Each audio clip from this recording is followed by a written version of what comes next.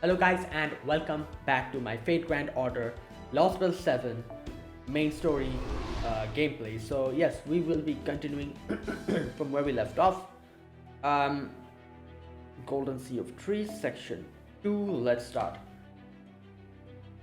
Okay, well, a few things happened in the previous video. We met the Skalipoka and a few other stuff. Yeah. Okay. Oh, and obviously, Olga Marie. Ah, it's so hot. I can't believe how much hotter it is outside the cave. What's the temperature anyway? 58 degrees Celsius? That's like 136 Fahrenheit. Not even deserts get that hot. This is almost unbearable for a man of the sea. True, this is much hotter than I was expecting. At least it's not intolerable as long as we're in the shade. Master, is your mystical thermal regulation working properly? I got the AC cranked up to the max, but it works for me. That's crazy. He has an air conditioner in his dress, like mystic code. Makes sense. He has to go to a lot of different places with harsh climate. The sun is at the third stratum right now, so it's going to stay this hot for some time. But there's no need to take reckless risks. It will cool once the sun gets further away. Oh, wait, so I'm guessing, since it has day-night cycles, how does day-night cycle even work here? Like, the sun is in the middle. I'm guessing it's, like, in the middle.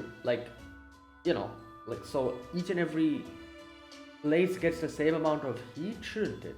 And the same amount of light, so night shouldn't even exist, should it? Because it's like cylindrical and inside is the sun, so sun is constantly shining. Okay, why don't we take a short break here? I understand you're in a hurry, but you do still need occasional rest. I think I'll just do that then. I think that's a good idea too. We've been traveling for about 2 hours, so let's take a 15-minute break. Got it, I'll fetch up some water then. Don't worry, I can tell there's a river nearby. Okay. Marine's got a lot of spirit for being such a whiner, bruh. Kinda get the sense he wants to make up for not being much of a fighter, finding other ways to be useful. Hey Mash, how about a little magical energy boost? I'm gonna go with him to help out in case anything happens. I'm relieved to see those two are still the same, even in this Lostbelt. I hope that's true for us as well.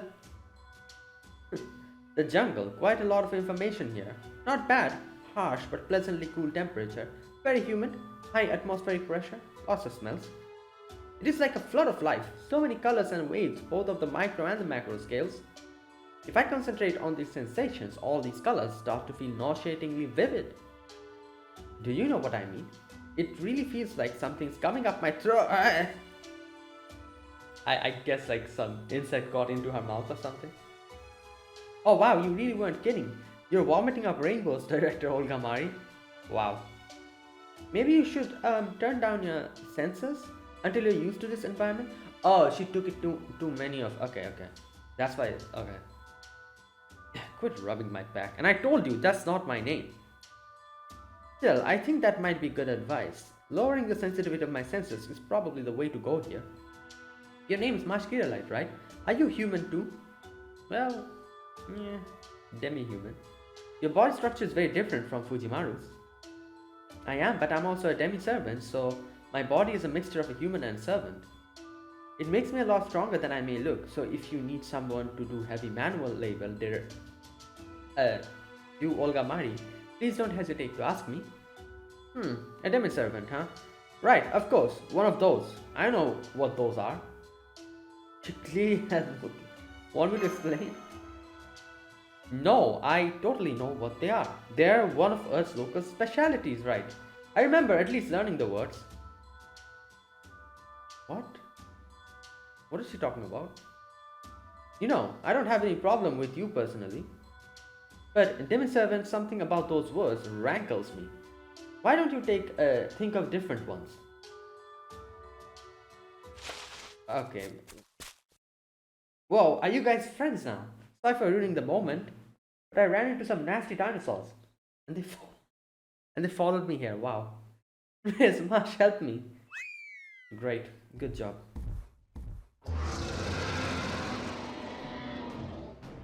Do you know these demons, did you?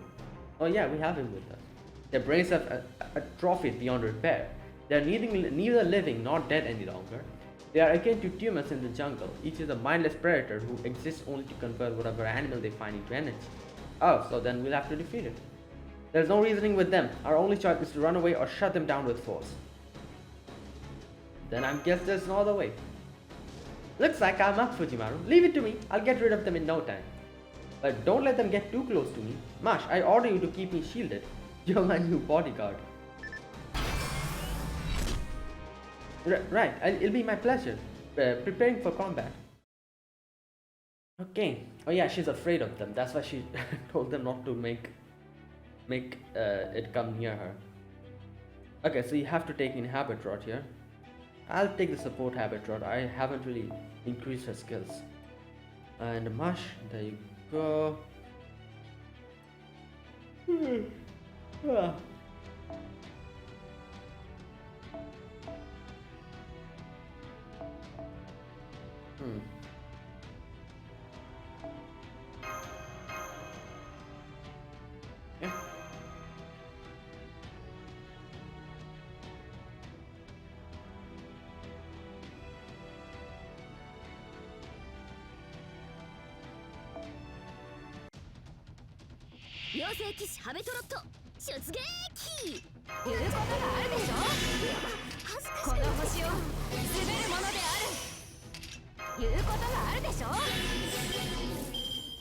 Okay, here we go. So everything is U-Olga Marie. Self.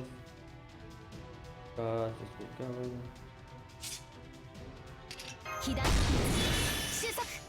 Okay, so let's do.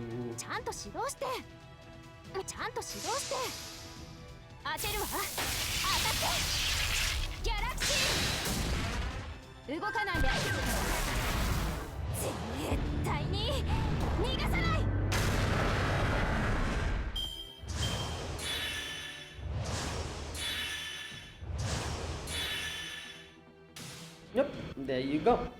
That is it. No, there's more. Okay. Mindless genius. Okay.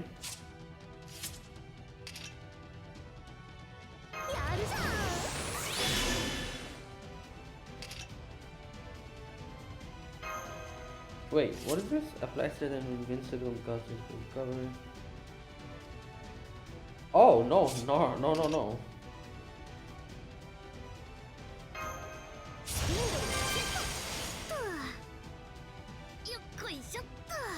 Oh wait, I guess it won't matter. Oh no, she has her, okay. Oh, Olga Marie puts Pierce invincible to everyone. Okay, that's good.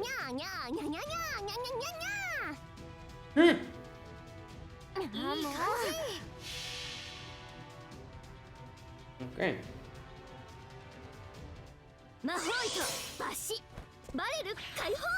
Yep, we have Marsh with us, so she is going to use the...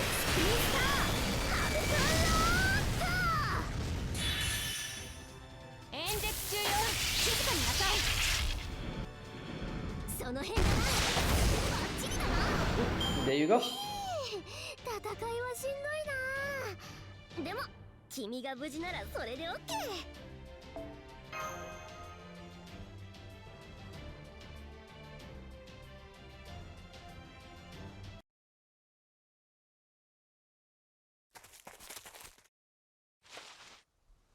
Oh, what is this? Yeah, cornfield. That's a cornfield, alright, a really big one.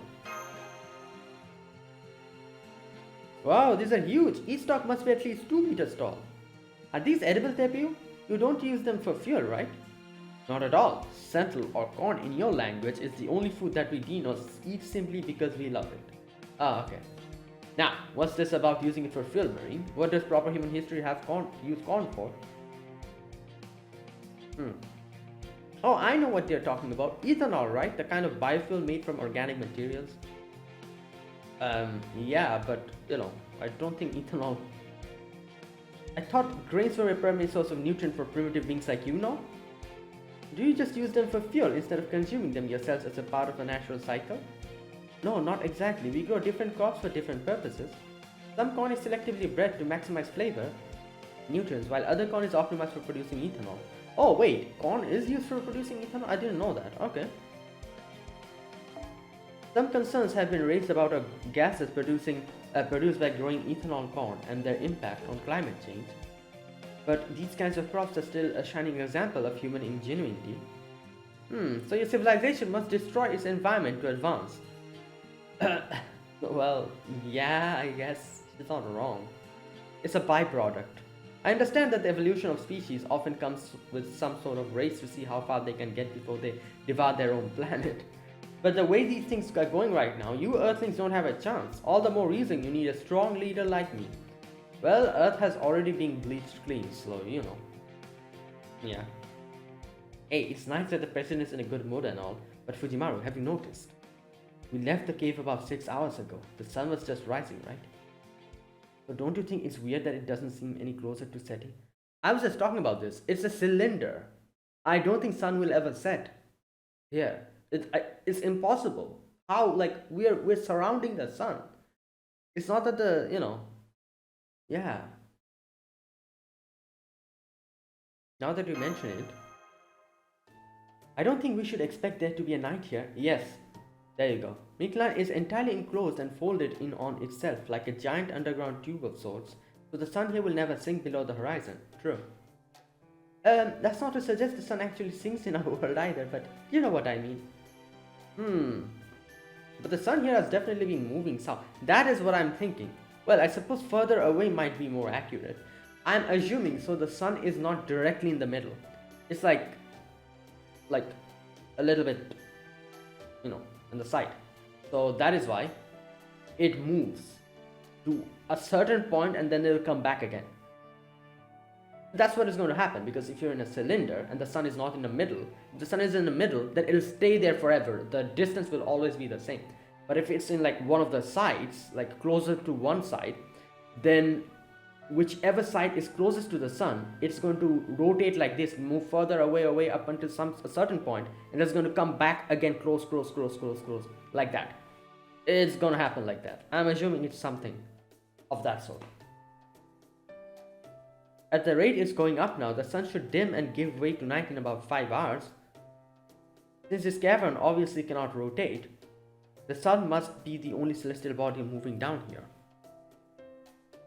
Oh no, the sun is moving. Okay. No, so I automatically assumed, because Earth is the one that moves, so I automatically assumed that the land is moving. No, okay, that is not the case. The sun is moving. The sun must be the only celestial body moving. I see. Right. Okay. I have no idea how it's been controlled though. This is all way beyond human technology of the 21st century. Let's see what Tepu can tell us. Oh, you ran? My apologies. I promised to serve as a guide, but I've been so enjoying talking with Marine that I've been completely neglecting my own duties. Now, what would you like to know? Would I be correct in assuming you have questions pertaining to Mictlan's structure, the workings of our sun? Our ecosystem, life in the cities here, the cryptor, and the cornfields? Yes, that's right. We really appreciate if you could tell us all about that. But what would you like to ask about first, Senpai? Mictlan's structure? Yeah. Mictlan's structure. Very good. If you mean to reach the storm border, that is certainly the most important thing to know. Okay. Although Mictlan is a flatland jungle, it is divided into 9 separate strata. Oh, it's like this. I see. Like, one layer after the other. We're currently in the first stratum, that is Taroka. Its ceiling, which leads to the surface, forms a steep cliff face. So we are here, number 1. The sun is close to us, so the sun kind of moves like around and everything. I guess if it gets a certain distance away, it'll become night. Oh, that's the sun. Okay. Next we have the second stratum and first boundary. of the Underworld. Oh, that's Tatau Creek, the red level. It is an endless river that is home to a species of enormous iguanas. Oh. The third stratum is the home to the golden city of Chichen Itza. It is a vast and open plain filled with fruit of all kinds. Okay, that's why green. The fourth stratum and the second boundary of the underworld is Itashhuital. Is Itaki. Oh god. Right. The white level. It is a bone-strewn graveyard consisting of a valley of blades and wind. Okay. The fifth stratum, Tula, the lake of blood and birds, serves as the blood vessels of the land itself. Whoa. Okay. The sixth stratum, the third boundary of the underworld, is Zhuazhuaqui, the blue level. It is a land of galactic sand dunes and vacuum lightning goddess. What? Right, that sounds crazy. The seventh stratum is Singing Ihuikat, home to the Mictlan Observatory. The eighth stratum and the fourth boundary of the underworld is Yayagui, the black level. It consists of a subterranean mountain range upon which the sun never shines. Oh, it's okay, it's never day over there. And finally, we have the ninth stratum. It is the foot of the great Ceiba tree, the dreaded land of Xibalba. I feel like I've heard this name before, Xibalba. As you might expect, these strata are all linked. In theory, anyone could cross freely between them. More practically though, the underworld's various boundaries are quite dangerous. The dead walk that realm. Oh, so the various boundaries are dangerous. I see. So all the boundaries that we were talking about, like the first boundary, second boundary, third boundary. Even for us Dinos, it's considered too dangerous to risk venturing beyond the seventh stratum. Okay. For one thing, the 8th and the 9th strata are both blanketed by a deadly fog, and there is no sun. This fog only recedes for 5 out of 365 cycles during the period when the sun shuts down to rest and replenish itself. Oh, okay. The act of traveling to the 9th stratum during this period is called an underworld pilgrimage, but no Dinos has ever completed this successfully. Okay. Underworld pilgrimage? Xibalba. Yeah, I feel like I've heard that name somewhere. Xibalba. Of course, none of you have a reason to go to the 9th stratum, so this is all purely for reference. Okay, you know what? Let me check. Xibalba. Roughly translated as praise of fright, name of underworld in Maya mythology, ruled by Maya death gods and their helpers. Okay. I believe the storm border crashed near the edge of the third stratum, near the entrance to the fourth. We should be able to reach it in 4 cycles, but first we need to cross a major checkpoint. That would be Tatalhukui.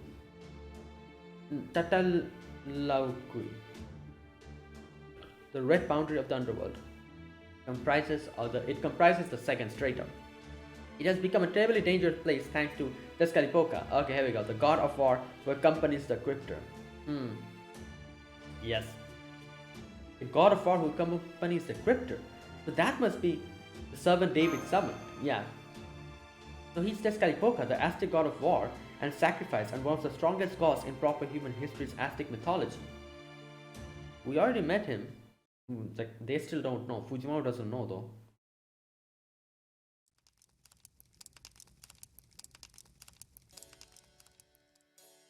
I see. So in proper human history, humankind is comprised of your species, Homo sapiens. Countless nations spread across 7 continents, and despite your many differences, you have developed all manners of culture over the course of your history. I suppose if we Dinos were to visit your world, we would be classified as reptiles, yeah? Your biosphere is limited to your planet's surface, with no colonial expansions into outer space. The ocean? What's an ocean? Please elaborate. Do they not have, I'm sure they have water bodies here, but I guess they don't have oceans here. Yeah. What the he's doing this? I see, so your continents are surrounded by large bodies of salt water. Each has its own distinct ecosystem. I can only imagine how many different varieties of life must flourish in such an environment. Aquatic Dinos, No, very few kinds of dinos evolved to live in water. Doing so enlarges our species' skeletal structure, which makes it more difficult to live on land. Democracy and communism? No, that's okay. I have a firm handle on your politics and social structures. Given the traits I've observed in all of you, I would guess that your research on various matters has been like stacking pebbles, one atop the other. Despite lacking the ability to fly, you continue to explore. This is not confirmed solely onto your planet, but you also observe other celestial bodies as well, yeah? DNA cells, elements, atoms. So if you are to understand the vastness of the universe, you must first learn the laws which governs its smallest parts. How delightful. I feel as though the corn candles have fallen from my eyes. It seems the humans of proper human history are like a cube that lands on a differently decorated site with every tumble it takes. That's an interesting way to explain. I can't believe how quickly he's grasping all this. That is true. He's like, oh, okay, atoms, okay, this, okay, that, okay. Like, very broad-minded. Which also shows how intelligent he is. The more broad-minded you are, the more intelligent you are. That's why, people who are not able to accept stuff, they are more, I guess you could say, they're more stagnant or something like that. But yeah, it's like the keeping an open mind and an open, what do you call it? Like, yeah, open mind for knowledge is something that is necessary for, you could say, like scientists and stuff, yeah, to get to know more about the unknown, and also the ability to accept it and grasp it. Yeah. Are you taken aback, senpai? I understand. I felt the same way when I met Tepeu back in that cave. You start off telling him one thing and he immediately hits on 10 other things connected to it. Even if they're concepts or laws you've never heard of. Genius doesn't even begin to cover him. His brain seems to work on an entirely different level. Yeah, I wonder if all dinos are like this. I doubt that, but I still don't know anything about dinos in general, but are you alone, Tepeo? Yeah. We haven't seen anyone other like him. Were you living in that small cave by yourself because you were just too smart? Ah, you're talking about humans who were isolated because they didn't fit in with those around them. In your parlance, outcasts. True, I moved to the wilderness of the first stratum because my way of thinking did not match other dinos. Most have no desire to learn because they never had to rely on the intellect to compensate for a lack of physical prowess. Homo sapiens are short-lived and easily harmed. To have any hope of surviving, you have to evolve in both body and mind. But we dinos never faced any threats like that. That is true in Mictlan, so the same wasn't true for us, which is why they never really pursued knowledge. Okay. As a result, we never experienced the same need to evolve.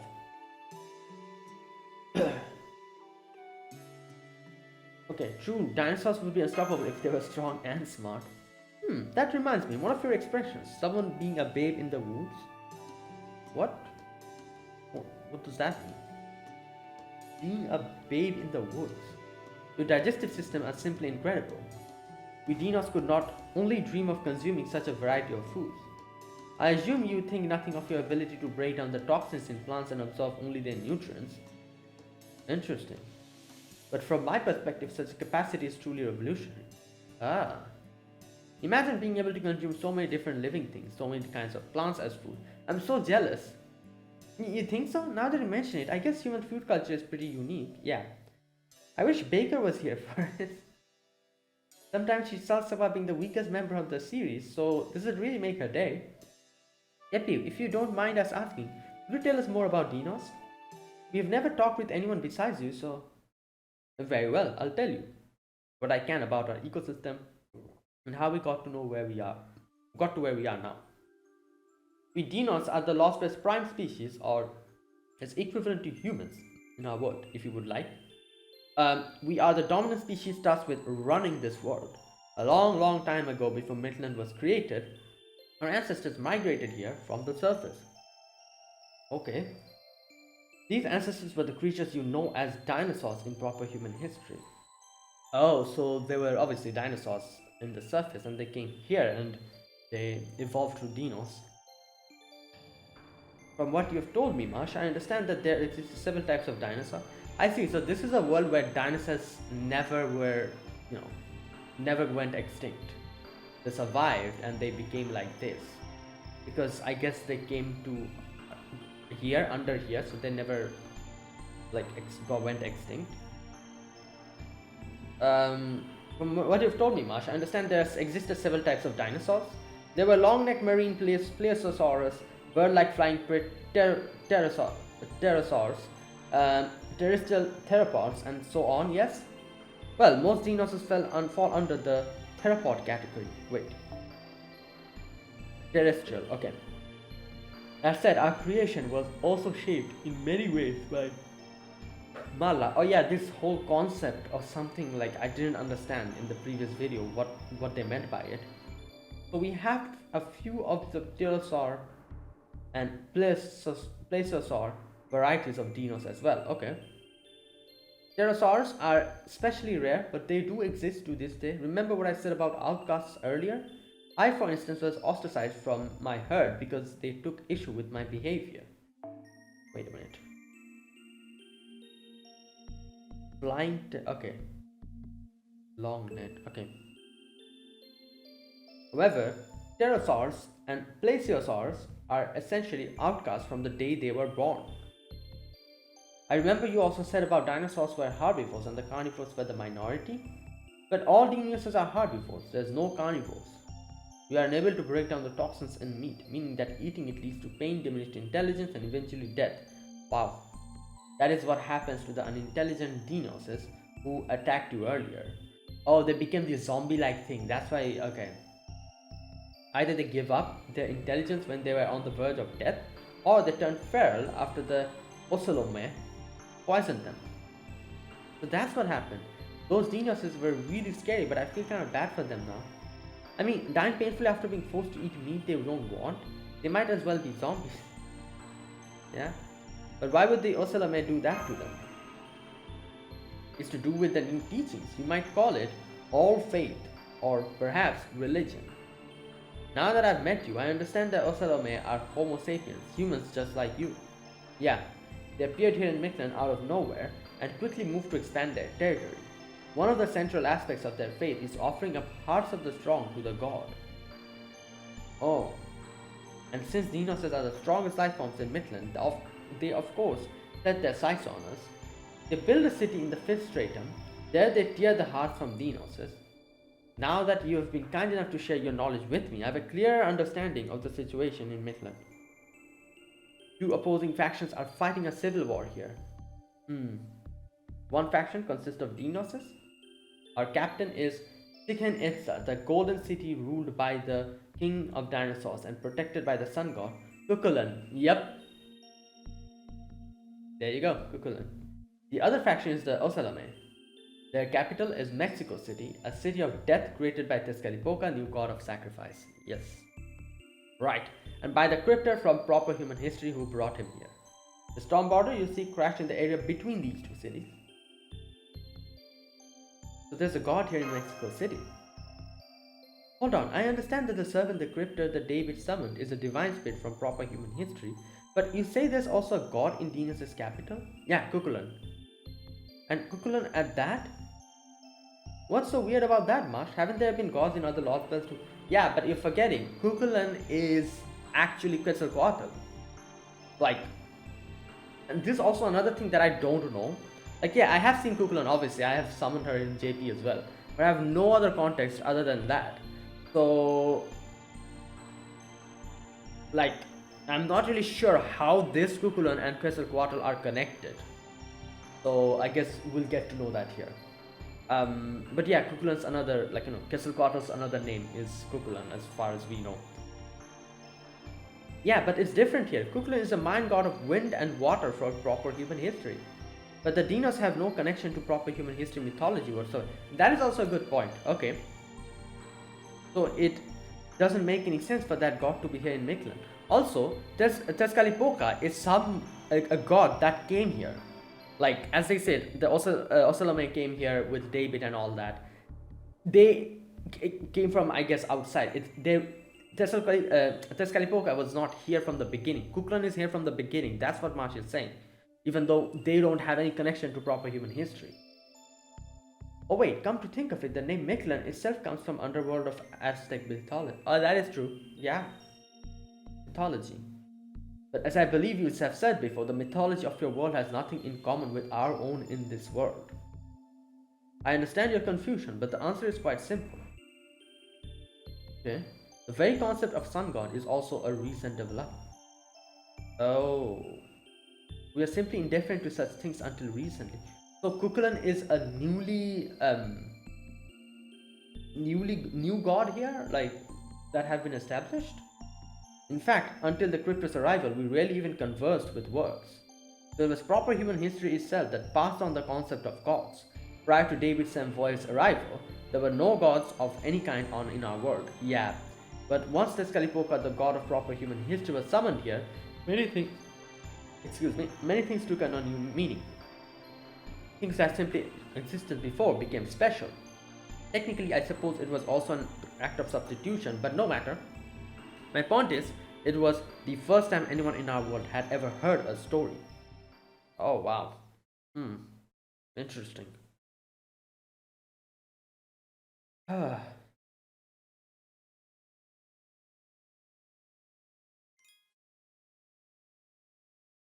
Damn, that was a big section. What the hell?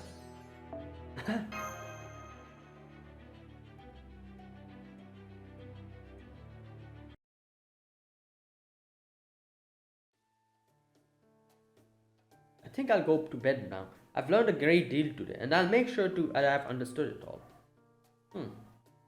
Okay, good night. And that's why Tepe went to bed early. Oh, I was.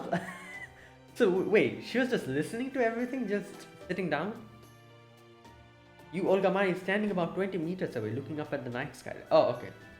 Good timing. I'm sorry to do this without her, but I want to go over our situation. Yeah. We should discuss what to do about her as well as our strategy going forward, yes? What are your thoughts on U-Olga Marie, senpai? She's lost almost all her memories except for her name and her objective. She knows only her name and that she's an alien who came to Earth to rule it. She has no memories pertaining to her personal life. She only knows what she's learned about Earth prior to coming here. Outside of that, she doesn't know anything about Chaldea or the bleached Earth phenomenon or our battle on the storm border. Yeah. Even if she is a foreign god, I don't want her to treat her like she's our enemy. Over these past 12 hours, she's proven to be very friendly, so if she's ever recovers her memories, let's not tell her she's the foreign god, at least for now. Yeah, she'll eventually remember, I guess. I feel kind of bad about it, but I think it's for the best, too. Yuo's been saying she's the future ruler of Earth, but I can tell she means she just wants to make things better, not tyrannically rule over humankind. She's very different now that when she attacked the storm border as the foreign god. I think this is probably the real her, so as long as she doesn't remember she's a foreign god, she should at least stay on our side, right? Then I'm for not telling her on one condition. That should be the only secret we keep for her. Real friends don't keep anything to themselves. Of course, now that that's settled, Madam President. Her face. What is it? I was just making my presidential constellation. Yeah, you know. I'm sorry to interrupt you then. I love the idea of making your own constellation. That is crazy. It's nothing special. Every noble does it when they come to a new celestial body. Okay, so it's like their own, tradition, like own thing that they do. Anyway, did you have something to tell me? I sure hope it's worth my while.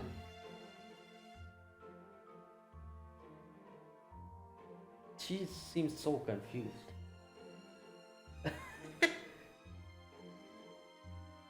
Oh boy.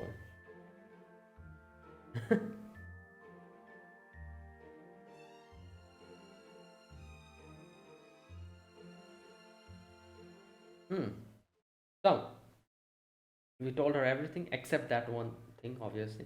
And now you're all caught up.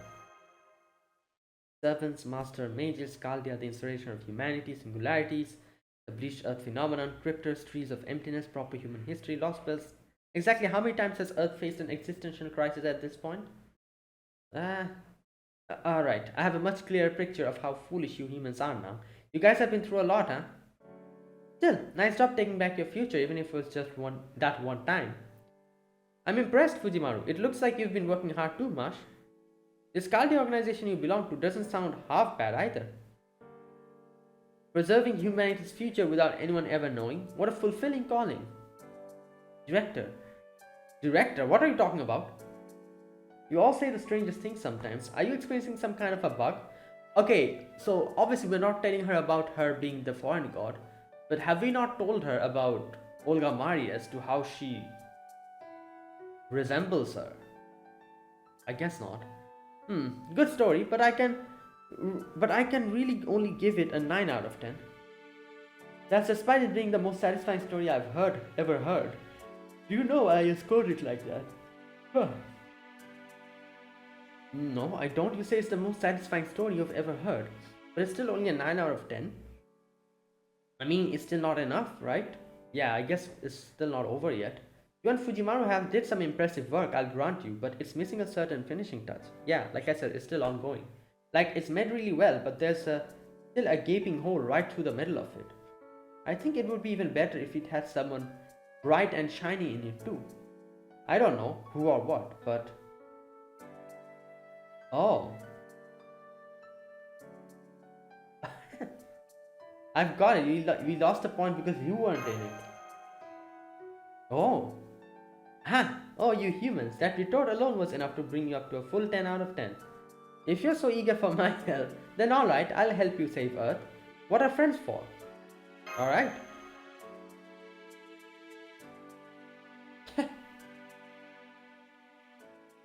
Oh my god. Oh, the priestess. I still have no idea what's up with this lady here, the priestess. We still at least know something about the foreign god now, but the priestess is still an enigma. Like, what is she? Like, why does she just stare at, like, you know? Oh my god. Goodness, I was so happy I didn't realize how late it was. We should really set up our sleeping bags. Tepu said night lasts about half as long as day here. If my math is right, that means night lasts about 12 hours. Yeah, it makes sense, I guess. So we can sleep a full 7 hours and head through this cornfield before daybreak. I'll keep night watch. You guys go and sleep and don't worry about anything. Wait a minute.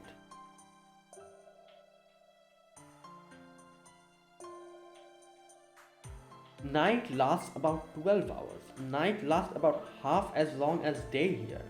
So that means the day is 24 hours and the night is 12 hours. I just realized that. If day is twice as long as night, yeah. Oh. So, okay. It's not a 24-hour full cycle, I guess, then. Thanks, Marie.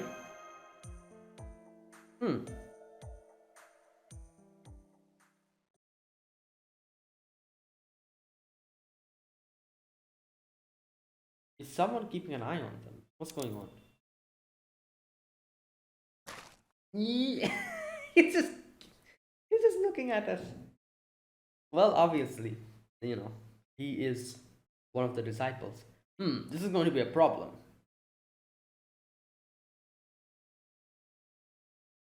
Well, yeah, I guess it is going to be a problem for you.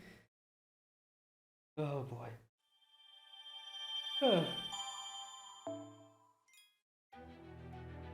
No. Oh, we're moving to the second layer. Yes, here we are, the red layer.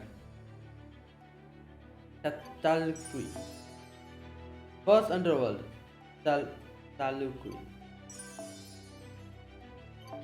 Okay, let's go.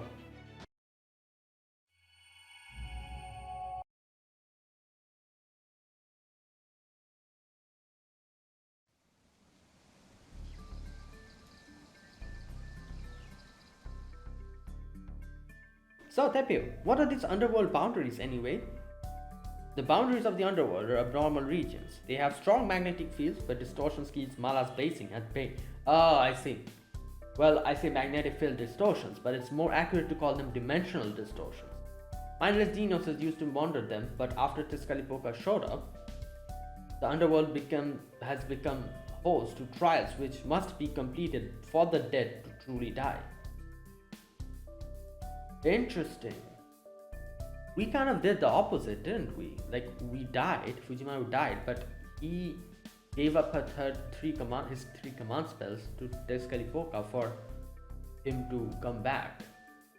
So we did that to live, not to die. I guess, if you even call them trials, Fujimaru just gave him the command spells. Which is kind of funny now that I'm thinking about it. So, you know, using the 3 command spells to revive your team is lore accurate here. Even though this time it was Fujimaru who came back to Knife, not the servants, but you know, it's kind of the same. A great deal depends on your mental state. Okay. The boundaries of the underworld are treacherous places so long as you do not perceive yourself as having overcome their trials. Oh, okay. So that's why strong mental state. I see. So as long as you can overcome their trials, at least once, you'll know that they're no threat to you anymore. But since this will be our first time visiting one, we are going to be in for a difficult time. I have to ask the obvious then. Have you completed these trials, Tepio? Yes, as far as the 3rd layer of the underworld. Fortunately, the trials in the 1st layer are relatively easy. Okay. By the way, Tepio, you said something about enormous iguanas in the 1st layer of the underworld yesterday? Yeah. Were those iguanas called Yoshitonal by any chance? I'm pretty sure that's not how it's pronounced. I probably mispronounced it. Oh, you know about them, Ash. Does that mean proper human history has some similar underworlds then? Yes, in proper human history, Mictlan refers to the subterranean underworld of Aztec mythology. According to myth, the world was divided into the heavens, the surface, and the underworld. The gods were said to reside in the 13 heavens, while humans lived in the surface world. Okay. The underworld world was said to consist of 9 layers, and collectively this world was known as Mictlan. So here there are like 13 layers though. Okay. People who died of natural causes rather than in combat would descend through the 9 layers of Mictlan. Who died of natural causes. Okay. Their goal was to conquer many trials and make their way to the bottom layer, Chikonahualon, where they would come to terms with their own life, allowing their soul to return to the natural world. Okay. Aztec civilization was marked by human sacrifice, slavery, and endless war, so it was certainly one of the harshest societies in human history. But at its heart, it retained an inherent respect for nature and gratitude to the gods, that is, the larger world. This Mictlan may not have been ever developed a system of belief based on gods, but it has a lot of things in common. But I think its emphasis on respecting nature means it still shares the same roots. Wait, Marsh said that only the one who died through natural causes, rather than in combat, would descend through the 9 layers of Mictlan. What about the people who die in combat? Do they not have to go through the 9 layers? I see, so that is proper human history's version of Mictlan. Then I assume it also had Yoshitonal. That's right, the first subterranean layer of Mictlan was called Itzcuintla and contained an enormous river called Apanohuashkalhuya. Okay. The dead had to cross this river with the help of a hairless breed of dog called Joloitzcuintla. So it's kind of like the river Styx, I'm guessing. In order to make it to the other side without the Yoshitonal eating them. So these are the iguanas in the water. Okay. What's a dog? Oh. Okay. Well. Oh, it's kind of an animal and a great one. I can't describe them too well, but I can draw you a picture later. Thank you, Marie. But I'm guessing. Oh my god, he can just guess. Yeah! That's how smart you are? They look something like this, am I right? Yeah, but this kind of looks like a weird mixture of a cat and a dog. You know those Sphinx cat? Those cat. Wow, how did you know? And wow, you're such a good artist too. Your imagination, no, your powers of observation really are remarkable. You already are a full-blown scholar of proper human history. Oh yes, I want to learn as much about it as I can. Your history is terrifying, but it's also intensely captivating. So there's a Mictlan in proper human history and a Mictlan in this Lostbelt, right? And in proper human history, humans lived on the planet's surface, but you Dinos lives underground. Yeah. Why is that? You're not all dead or anything, right? I suspect it is because the surface of our world is no longer habitable. Yeah, we saw that. It was like volcanoes and everything. A long, long time ago, a meteorite devastated everything on the surface. There you go. There's the meteorite that is, it's speculated that this meteorite wiped out all the dinosaurs or whatever. So instead of, as I said, they are the same as dinosaurs. They just came underground. That's why they survived extinction. And they became like this. We managed to survive by escaping underground. From there, Mala created Mictlan, and we continue to propagate. Now this underground world is our home. We will never return to the surface, especially while it continues to burn. It's still burning even now. I don't understand. Even if the impact destroyed everything on the surface, it still had a millennia to recover, right? Hasn't it? That is true. Is this planet just really lazy or something? Oh well, that's probably not important right now. More importantly, I have a question for you, Tepio. Or you guys, if you can answer it. Have you ever heard of Ord? Oh, no. She's remembering stuff. Okay. Only rumors. Did I say something wrong? What kind of rumors? As a matter of fact, Ord is one of the reasons we came here. There's a creature that goes by the name in proper human history. We came to this Lostbelt and tried to find it before anyone else, but oh yeah, one thing. Why haven't we asked wait, what was his name? Tepeo, yeah, about Ord. Still. We could have asked him, but now what's the difference now?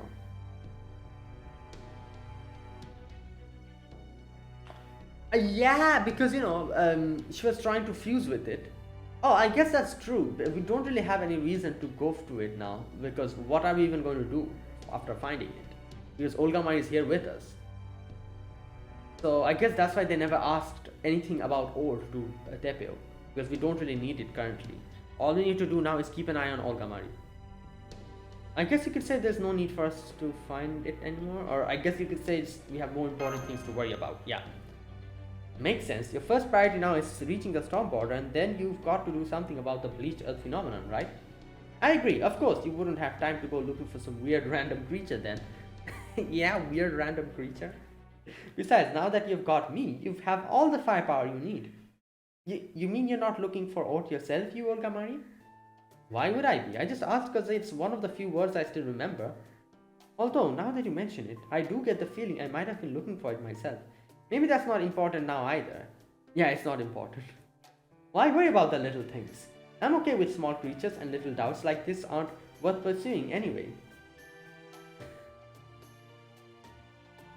I see, that's good to hear. Oh, I can hear running water. Must be near the river. Alright, I'm gonna be the first one there.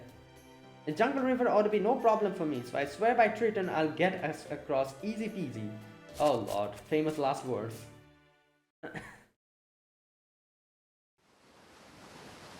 Yeah, I think it's going to be filled with... Oh, wait. Okay, never mind. It just isn't even a river. It's a... Yeah. Can you really call this a river? Oh, no. There's no way I could get us across even if all 24 of us Marines were here. It's pretty though, and the mist from these enormous waterfalls feels nice too. Yeah, you don't see places this spectacular even in the land of fairies. I'm impressed. Mesoamerican mythology is on an entirely different scale. It's true, they remind me of Guyana highlands of South America, known as the last frontier of Earth. I'm also very impressed that you were able to cross those humongous falls, Tepeo. You must have super Dino's leg strength and exploration skills to have made it past here. Please tell us, what route did you use to cross? I think he just went through the water. Yes, I do think I must have managed it. Well, why is he like shaking? Tepeo? Super Tepeo? I'm sorry, I don't know what this is. It's utterly terrifying. Wait, so Didn't he say he crossed this? So what, was this not there then? Forgive me, this is much bigger than the river I crossed. Okay, it changed. Yep. Fujimaru, Marsh, is this what you were envisioning? What? No. Hell no. I see. Then this change has nothing to do with your mental state. Oh, okay. I guess, yeah, he did say that it depends on the mental state, how difficult it, okay. So Kaldia's arrival here has changed things in the underworld boundaries, much like Crypto's arrival. Interesting. Just like how the Cryptos came and the concept of God got introduced here, and you know, like, and then they changed according to that. We came here and we have changed a few things as well. Perhaps we should proceed on that assumption. Still, all that aside. That aside? What a truly spectacular sight. I wish my acquaintances could see this. Save the celebrations for later, Tepu, Marie, Fujimaru, you guys better stand back. Something's coming up the waterfall. Maybe it's those giant iguana things. Mash, you and I will have to handle the iguanas. Habicat, you guard the non-combatants. Got it? Habicat? Understood. Ready when you are, Olga Marie. Okay. Alright, we're going to be fighting these iguanas.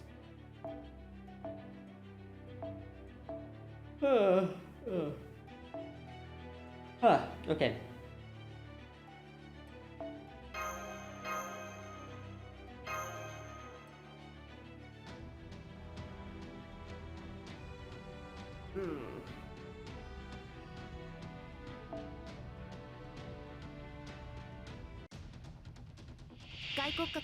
God damn, we're on top of the rocks and everything. Okay. この星を滑るものであるいうことがあるでしょこの星を滑るものである Okay, so this ああもうあの辺りねちゃんと指導して演説中よ静かになさい知っているかしらキラッキラにしてあげるウルトラバースト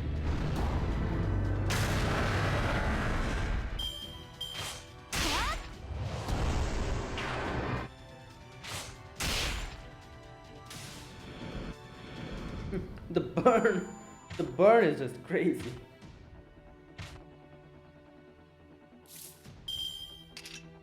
Pinch. Chance.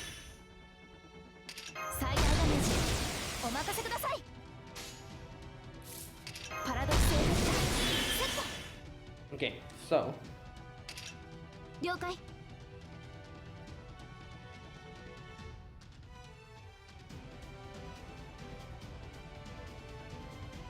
あの辺りね示弾装填済みですはあ知っているかしら有効レンジ入りまし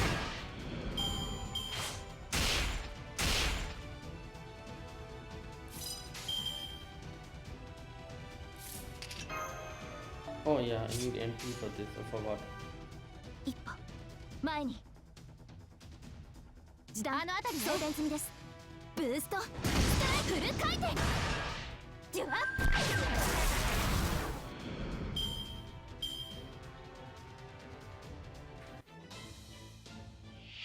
Hey, big one.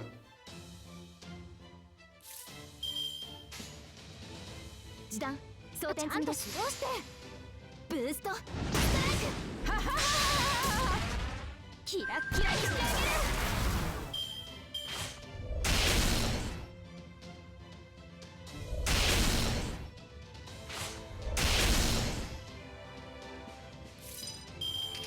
言うことがあるでしょこの星を滑るもので言うことがあるでしょちゃんと指導してあの辺りね身の程を知れはははは What's she laughing at? 絶対に逃がさない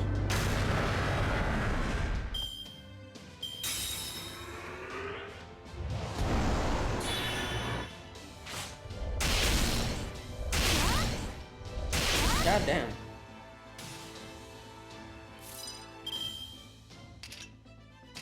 Yeah, there's no point. Hmm.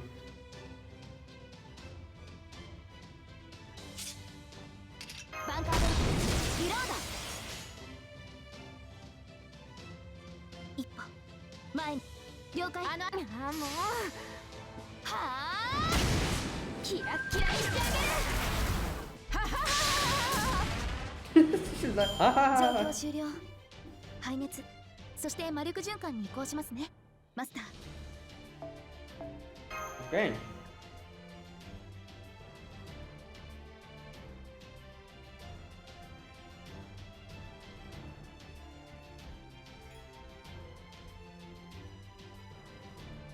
Oh, is that it?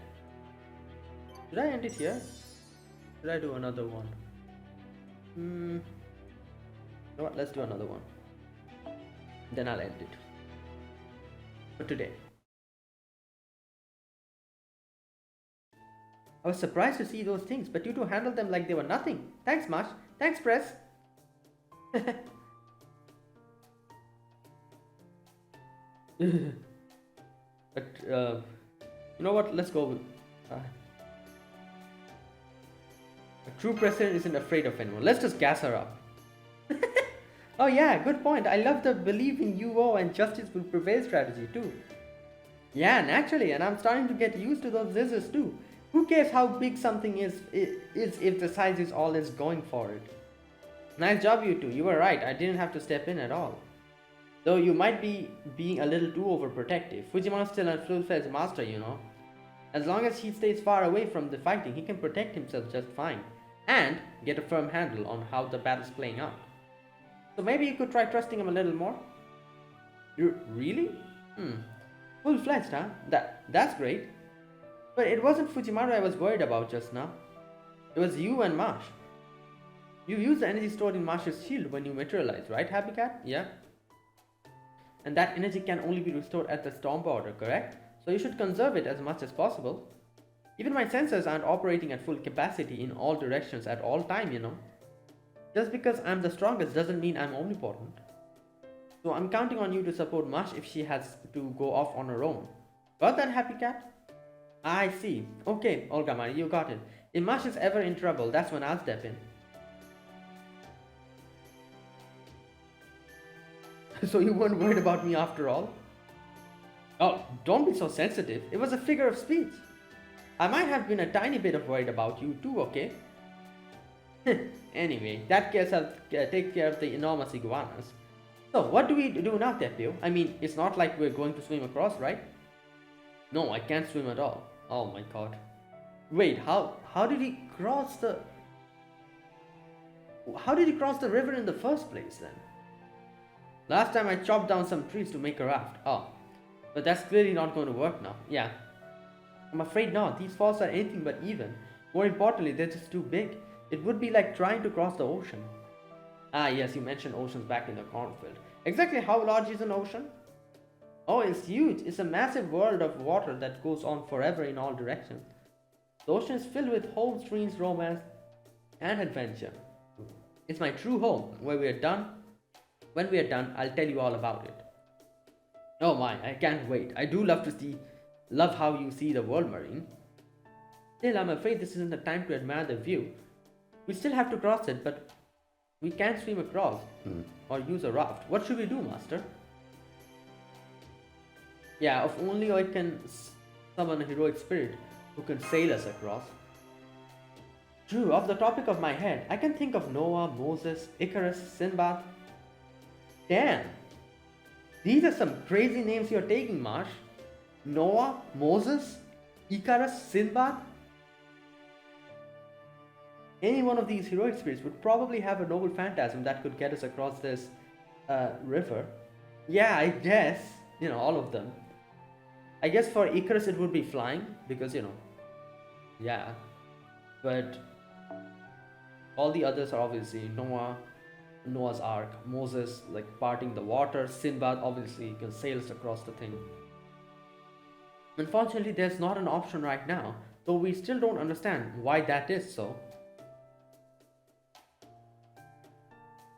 Yeah, wait, can she do something? It wouldn't matter even if he could. None of those heroic spirits could be any help here. Oh. Don't let your eyes fool you. We need a mythological approach, which means we need a servant who's familiar with the underworld. Okay. True. Oh, you're right, director. I should have known. Kaldia's... Kaldia's what? Kaldia's dependable font of knowledge. Oh, font? Excuse me, did you say Kaldia? Oh god, who's this? I hope I didn't mishear you. If I didn't, that would be wonderful. But the others would all pick on me if I didn't mishear you, and I really don't want that. Others. What? What? What? What is that? Oh my god, King Protea! Oh lord. That's why she said others. She's talking about the other, Sakura. The Sakura 5, yeah. So I'm just gonna smoosh you all now, okay? Oh no. Don't worry, it won't hurt. You don't have to be scared. It'll all be over in an instant. Something big's here. Okay, well, fantastic. Wait, why is Olga Marie not here? Is she not fighting? Maybe she's supporting us from the back or something. I don't know.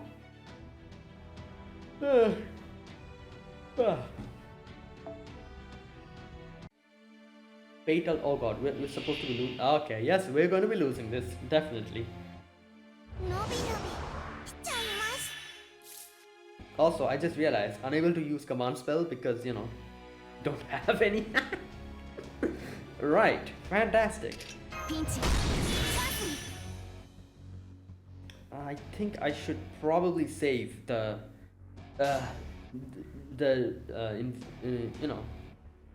invincibility. What is even the point of attacking? Like, really?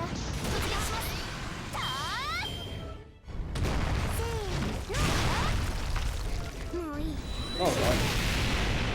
Oh god. Yeah, she's growing. Oh no.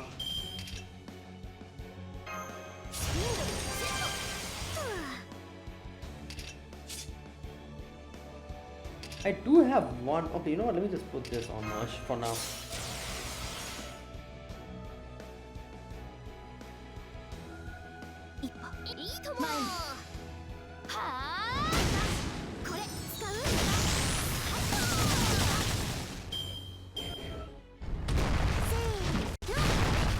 Oh god.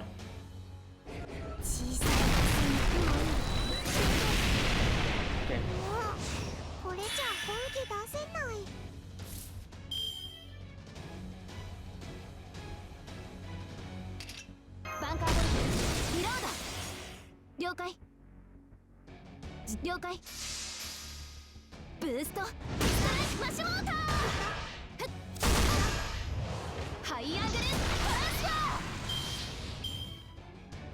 Are you the real thing? What? What does she mean by that?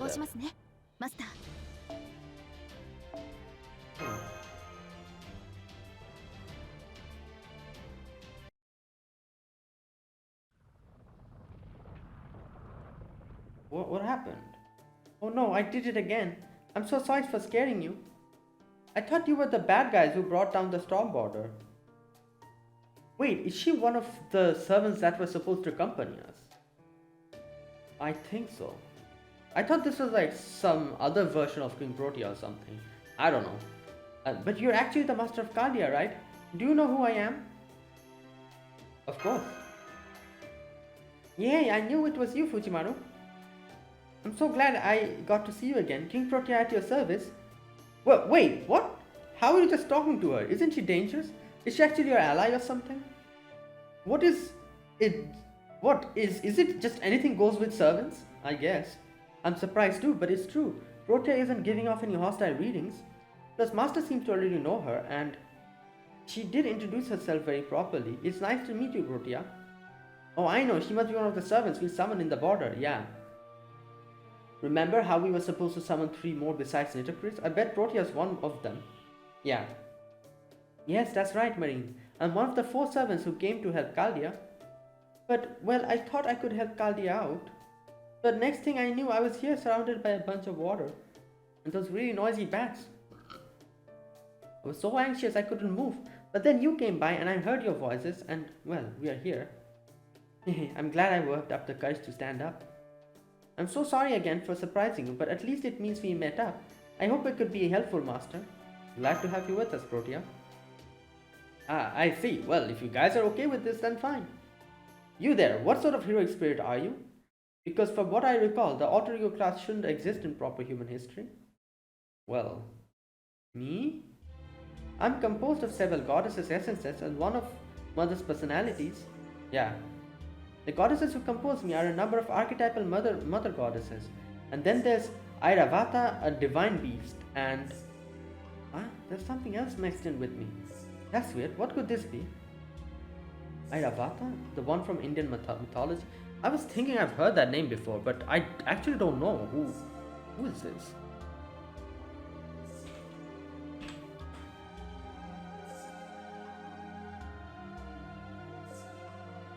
Oh, it's a divine elephant, characterized by 4 tusks, 7 tusks, and a white complexion. He's the king of elephants. Also serves as a main vehicle for deity Indra. Oh, he's Indra's, I guess you could say, like, familiar, maybe, like that.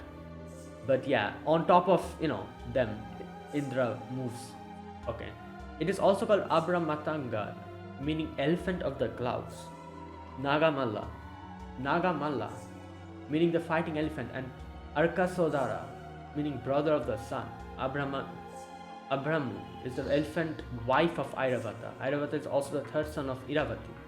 In Mahabharata, he is listed as a great serpent. Okay. The Iravata that was born from the ocean of milk.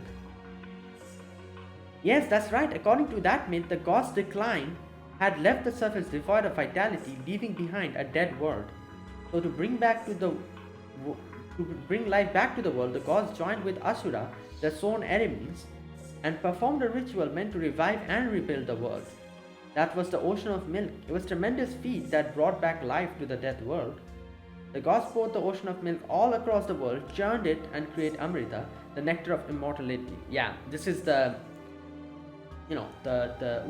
what's the name? I forgot the name, but I think it's called, like, just a minute.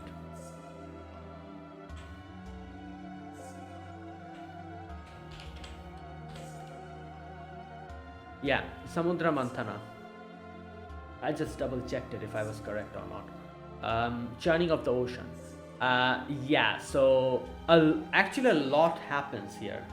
Like in this Samudra Manthana, a lot of things happen, a lot of, and there's also that part where they said that since while churning Amrita, I don't exactly remember the exact what happened, but a poison was also created by something. I've forgotten what it was, and all the gods and the Asuras, they were trying to get their hands on Amrita, but they didn't know what to do with the poison. They were all afraid, and oh my god, okay, I'll read that later. And they had to go to Lord Shiva. So Lord Shiva drank the poison, or I think that's what he did. Yeah, and that is why Lord Shiva has a blue throat, because of that poison. He's also called Neelkantha, which is Neel means blue and Kantha means throat. That's another name of Lord Shiva. And there's a lot of other stories in there as well, a lot of other mythological legends in there as well. For example, was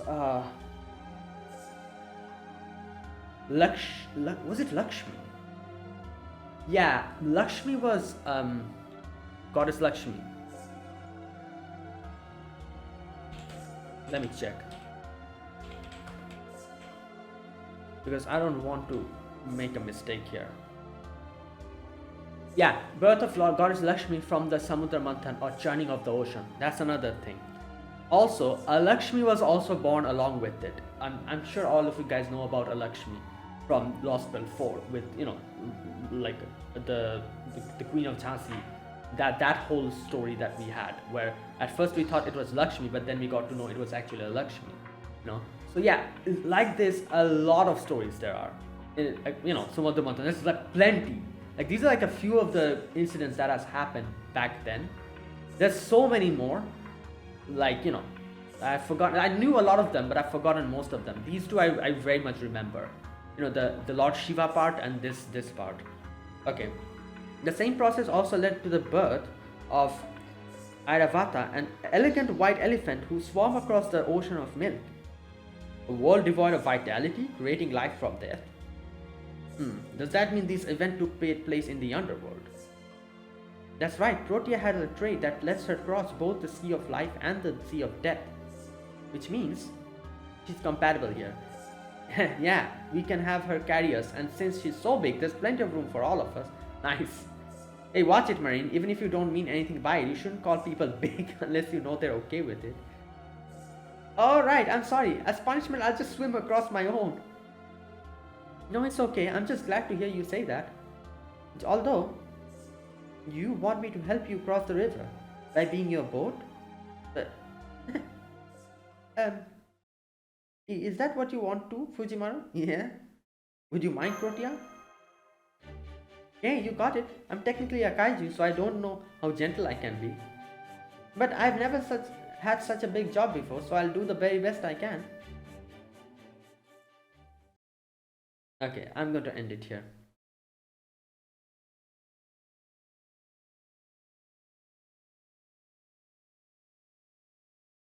Right. Okay, today's gameplay, today's section was very informative. We got to know about the layers, you know, and how the sun works over here, all these things. We also got to know about like the basic structure, about like, you know, like what happened here, the god concept over here. It was not there, but after the cryptor came in, that like got introduced, and we have all of this. And because Kalde is here as well, a lot of things have also changed, and the environment has changed according to that. Yeah, also we talked with U-Olga Marie a little bit, and we told her everything except obviously the important part of her, you know, trying to take control and destroying all humanity and all that. Yes, now we have met up with Queen Protea, another one of the servants that was supposed to accompany us, and she's going to help us. So there you go. Yeah, a lot of ways to go through now. You can see we're barely in the first layer. Yeah, like we barely crossed the first layer. And okay, let's see. And these sections are big as well. You can see, like, you know, it took me like 30 minutes to read one arrow back then. And oh damn, it's also, oh wow, okay. Okay, so to go, okay, interesting. Yeah, and there you go, guys. So that was it for today. I'll continue it tomorrow. So thanks for watching. This was my gameplay for Lostbelt 7. Yeah, if you guys enjoyed this video, be sure to press the like button, subscribe if you're new to the channel, or you haven't subscribed. Comment down below anything you want to say, anything you want to let me know. I'll check them out. That's it, guys. Thanks for watching. I'll see you guys tomorrow with another video. Until then, goodbye and have a nice day.